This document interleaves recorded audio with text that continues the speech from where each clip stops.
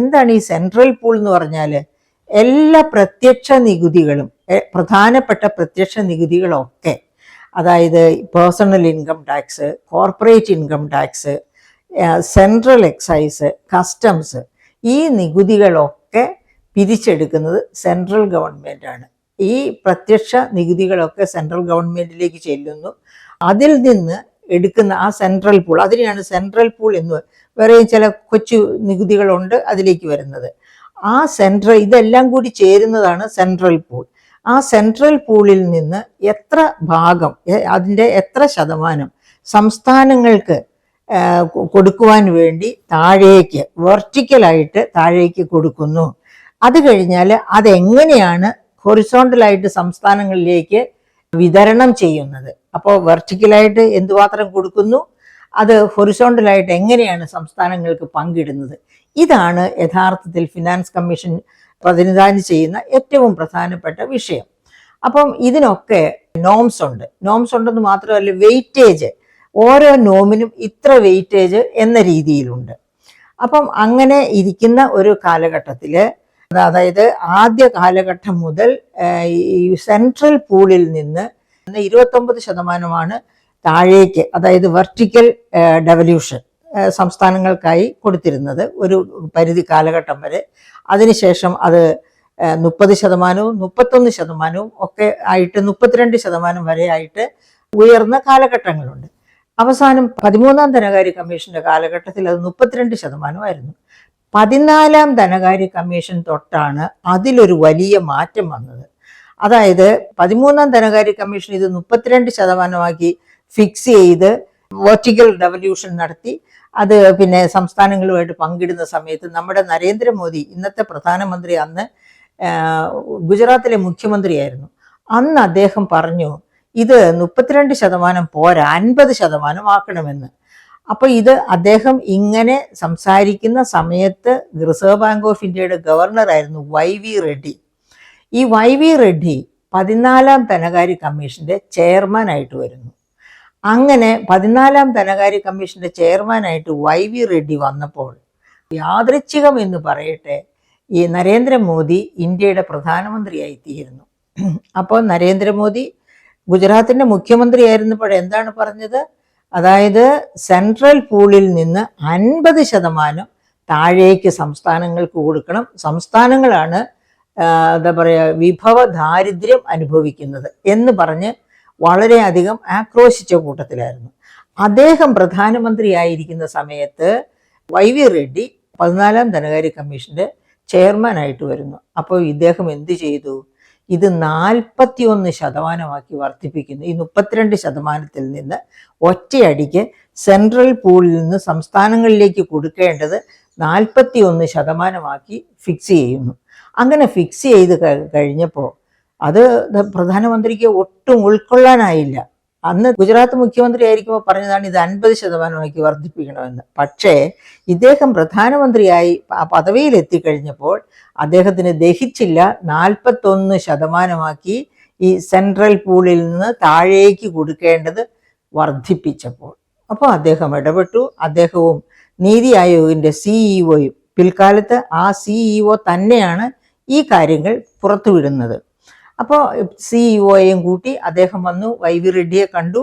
YV റെഡ്ഡിയോട് പറഞ്ഞു ഇത് 41% ഒറ്റയടിക്ക് വർദ്ധിപ്പിക്കരുത്, അത് 32-ൽ നിന്ന് 33 ഒക്കെ ആക്കിക്കോളൂ, വിരോധമില്ല, പക്ഷേ 41 ആക്കരുത്, അത് കേന്ദ്രത്തെ പ്രതിസന്ധിയിലാക്കും എന്ന് പറഞ്ഞു. പക്ഷേ YV റെഡ്ഡി അപ്പോൾ ഈ പഴയ കഥ അദ്ദേഹത്തെ ഓർമ്മിപ്പിച്ചു.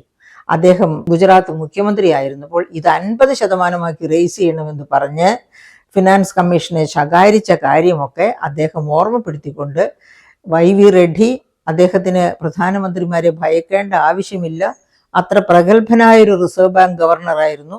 അദ്ദേഹം പറഞ്ഞു ഒരു കാരണവശാലും ഈ 41% നിന്ന് പുറകോട്ട് പോകുന്ന പ്രശ്നമില്ല, കാരണം സംസ്ഥാനങ്ങൾ യഥാർത്ഥത്തിൽ വിഭവ ദാരിദ്ര്യം അനുഭവിക്കുന്നുണ്ട്. അപ്പോൾ സംസ്ഥാനങ്ങളുടെ, ഇന്ത്യയുടെ വളർച്ചയ്ക്ക് അനുപേക്ഷണീയമാണ് അവർക്ക് ഈ 41% താഴേക്ക് കൊടുക്കുക എന്നുള്ളത് എന്ന് പറഞ്ഞ് അദ്ദേഹത്തെ തിരിച്ചുവിടുന്നു. അങ്ങനെയാണ് 41% എത്തിയത്. ഇപ്പോൾ അത് പറയാനുണ്ടായ കാരണം ഈ 41% എന്നത് 40%ആക്കി 16ാം ധനകാര്യ കമ്മീഷൻ കുറയ്ക്കാൻ പോകുന്നു. അപ്പം നമ്മൾ ഓർമ്മിക്കേണ്ട കാര്യം, അന്ന് നമ്മുടെ പ്രധാനമന്ത്രി നരേന്ദ്രമോദി പരാജയപ്പെട്ടെടുത്ത് പുതിയ ഫിനാൻസ് കമ്മീഷൻ ചെയർമാനെ കൊണ്ട് അത് നടപ്പിലാക്കിയിരിക്കുന്നു. അതായത് പൂർണ്ണമായിട്ടില്ല, 41% നിന്ന് 40%-ലേക്കെങ്കിലും അത് താഴേക്ക് കൊണ്ടുവരാനുള്ള സമ്മർദ്ദം ഉണ്ടായിക്കാണും. അപ്പോൾ ഇത് പ്രതീക്ഷിച്ചതാണ്. കാരണം ആരെയാണ് 16ാം ധനകാര്യ കമ്മീഷന്റെ ചെയർമാനാക്കി അപ്പോയിന്റ് ചെയ്തിരിക്കുന്നത്? പനഗാരിയ ആരായിരുന്നു?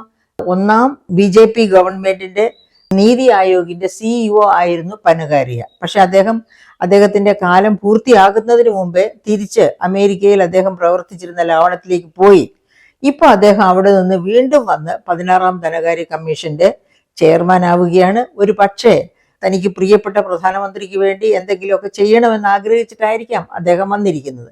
ഏതായാലും ഇത് 41 നിന്ന് 40ലേക്ക് കുറയ്ക്കുന്നു എന്ന് വരികിൽ തീർച്ചയായും സംസ്ഥാനങ്ങളുടെ ശക്തമായ പ്രതിഷേധം പ്രധാനമന്ത്രിയും അതുപോലെ ഫിനാൻസ് കമ്മീഷനും ഏറ്റുവാങ്ങേണ്ടി വരും.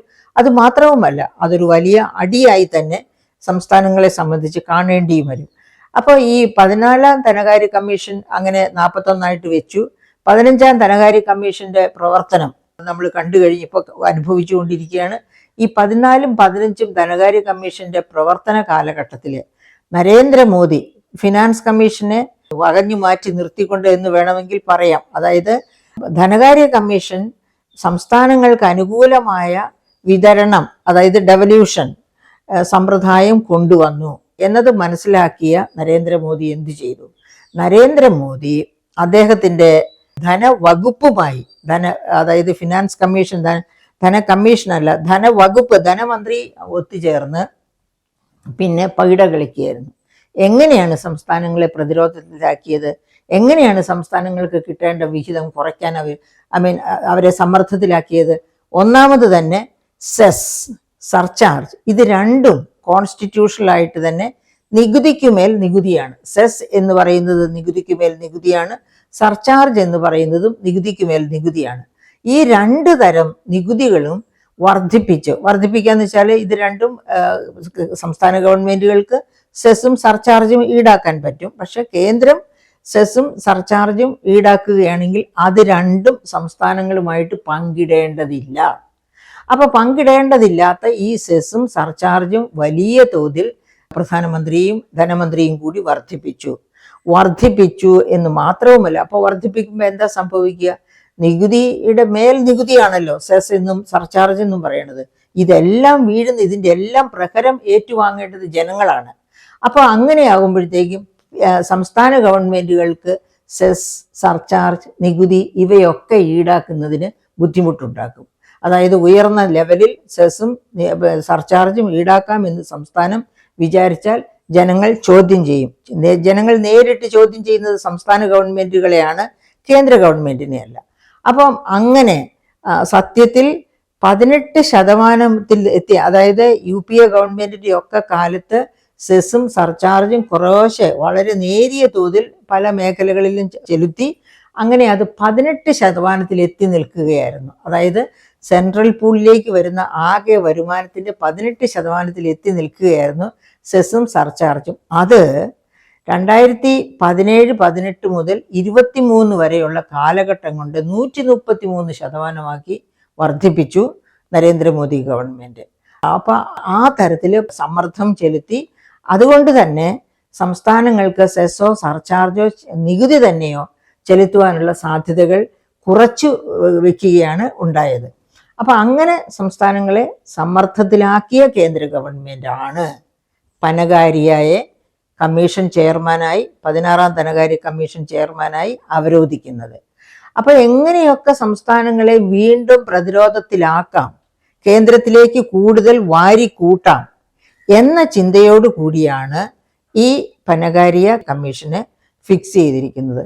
അതുകൊണ്ട് തന്നെ ഈ 41% നിന്ന് 40%ലേക്ക് വെട്ടിക്കുറവ് വരുത്തുകയാണെങ്കിൽ ശക്തമായ പ്രതിഷേധം സംസ്ഥാനങ്ങളുടെ ഭാഗത്ത് നിന്ന് ഉണ്ടാകും. അതിന് സംസ്ഥാനങ്ങളെ കുറ്റം പറഞ്ഞിട്ട് കാര്യമില്ല. നരേന്ദ്രമോദി സെസ്സും സർചാർജും ഉയർത്തി മാത്രമല്ല സംസ്ഥാനങ്ങളെ പ്രതിരോധത്തിലാക്കിയത്, അതോടൊപ്പം തന്നെ സെൻട്രലി സ്പോൺസേർഡ് സ്കീംസ് ഉണ്ട്. അതായത് സംസ്ഥാനങ്ങളും കേന്ദ്രവും തമ്മിൽ പങ്കിടുന്ന പദ്ധതികൾ. ഉദാഹരണത്തിന് തൊഴിലുറപ്പ് പദ്ധതി 90:10 അതായത് 90% കേന്ദ്രവും 10% സംസ്ഥാനങ്ങളും. അതിനകത്ത് ഒരു വെട്ടിത്തിരുത്തലും വരുത്തിയില്ല. പക്ഷേ മറ്റ് ഒട്ടുമിക്ക സെൻട്രൽ സ്റ്റേറ്റ് സ്കീമുകളിലും സെൻട്രൽ ഗവൺമെന്റിന്റെ ഷെയർ കുറച്ച് സംസ്ഥാന ഗവൺമെന്റിന്റെ ഷെയർ വർദ്ധിപ്പിച്ചു. അങ്ങനെയും സംസ്ഥാനങ്ങളെ വലിയ സമ്മർദ്ദത്തിലാക്കിയ ഭരണചക്രമാണ് 2014-15 മുതൽ നാളിതുവരെ നാം കണ്ടുകൊണ്ടിരിക്കുന്നത്. അപ്പൊ സംസ്ഥാനങ്ങളെ പ്രതിരോധത്തിലാക്കുക വഴി കേന്ദ്രത്തിലേക്ക് കൂടുതൽ ആവഹിച്ചെടുക്കുക.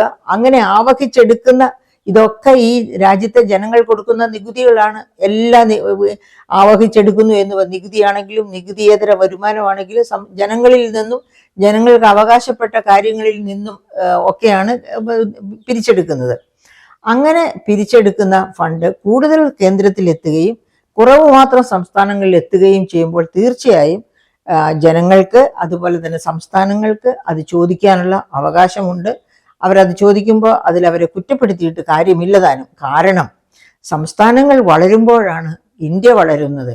അപ്പോൾ ഓഫ് കോഴ്സ് ഇന്ത്യ ഗവൺമെന്റിന് വലിയ തോതിൽ എന്താ പറയുക നാഷണൽ ഹൈവേസും അതുപോലെയുള്ള എയർപോർട്ടുകൾ, പോർട്ടുകൾ ഇതെല്ലാം വികസിപ്പിച്ചു കൊണ്ടുവരണം. പക്ഷെ അതൊക്കെ ഇപ്പോൾ സ്വകാര്യ പാർട്ടികൾക്ക് തീരെഴുതി കൊടുത്തുകൊണ്ടിരിക്കുകയാണ്. അദാനിയാണ് എല്ലാ പോർട്ടുകളും കൈകാര്യം ചെയ്യുന്ന ഒരവസ്ഥയിലേക്ക് വരികയാണ്. എത്തിയിട്ടില്ല, ആ അവസ്ഥയിലേക്ക് മാറിക്കൊണ്ടിരിക്കുകയാണ്. അപ്പോൾ അതുകൊണ്ട് നമുക്ക് പറയാൻ പറ്റില്ല ഈ തരത്തിലുള്ള ഒരു devolution principle government of India follow ചെയ്യുന്നത് ശരിക്ക് ഡെവല്യൂഷൻ പ്രിൻസിപ്പിൾസിന്, അതായത് കോൺസ്റ്റിറ്റ്യൂഷൻ പറയുന്ന ആ ഡെവല്യൂഷൻ പ്രിൻസിപ്പിൾസിന് അകത്ത് നിന്ന് അതിനനുസൃതമായാണ് എന്ന് നമുക്ക് പറയാൻ ഒക്കില്ല. ഇവിടെ കേന്ദ്ര ഗവൺമെന്റ് ഇപ്പോൾ നടത്തുന്ന പോളിസി വഴിയായിട്ട് സംസ്ഥാനങ്ങളെ കൂടുതൽ ധനപ്രതിരോധത്തിലേക്ക് കൊണ്ടുപോകുന്നു എന്ന് പറയാതെ നിവൃത്തിയില്ല.